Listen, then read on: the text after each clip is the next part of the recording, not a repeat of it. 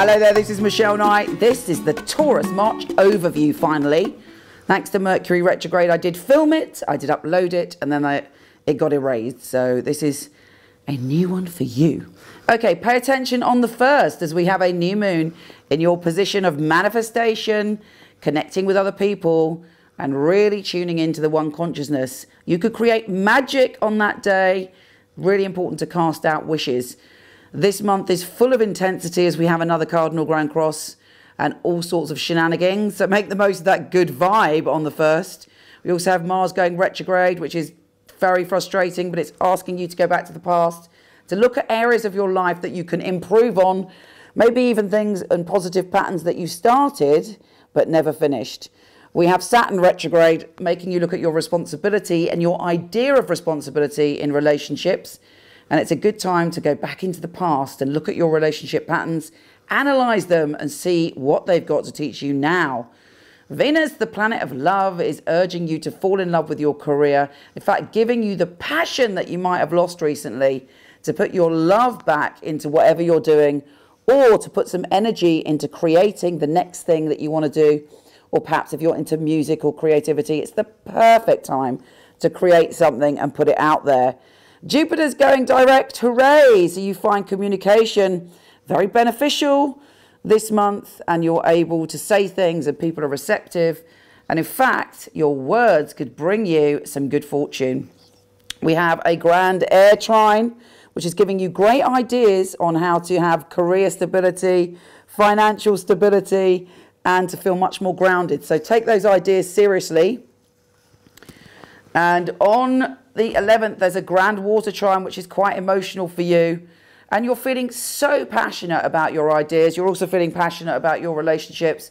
You may be crying, laughing, feeling, but there's a big healing coming.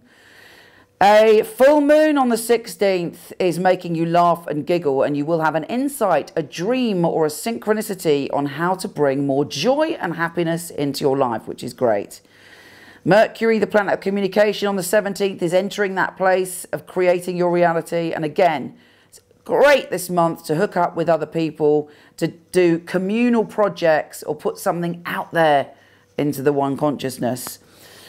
And there's also a 4-planet stellium on that day in that same energy. It really is a magical creative time for you. The cardinal grand cross on the 17th is urging you to look at your desire for adventure versus maybe some self-criticism or some fear. It's also asking you to, do you trust when things happen and you have a gut feeling that you're meant to do it? Or if something comes out of the blue and you feel it's meant to be, do you allow yourself to go on a journey, or do you remain stuck? Breaking through patterns, being a warrior for yourself. This cardinal grand cross is saying find the balance so that you're able to trust your hunches, trust your intuition, and allow yourself to move forward. You're quite emotionally critical of yourself sometimes. And, you know, it's love yourself, be forgiving of yourself, put the past behind you, and make a commitment to yourself to move on with love, but also to make the most of your journey on earth. Taurians, and you know, my son's a Taurian, my mother was a Taurian. A lot of people I love are Taurians, and they're one of my favourite signs. The one shadow side or the downside is sometimes they can get stuck in patterns, or the familiar is so delightful to a Taurian. You have the ability this month to break through that and go to the next layer, and you will find that it brings you hopefully 100 times more pleasure than any set routines you have now. But the power of being a Taurus is if you break a small pattern, you create massive changes, and it's really wise to use that information this month.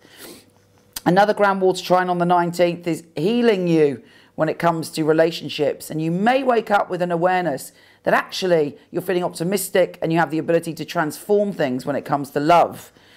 We have a Mercury-Neptune-Chiron conjunction in your position of manifestation and connection, sextiling Pluto in your position of adventure, trining Jupiter. Basically, an adventure's coming whether you like it or not. That looks to me as if you will like it. Your soul is being healed. Any fears that you've had, you're able to challenge.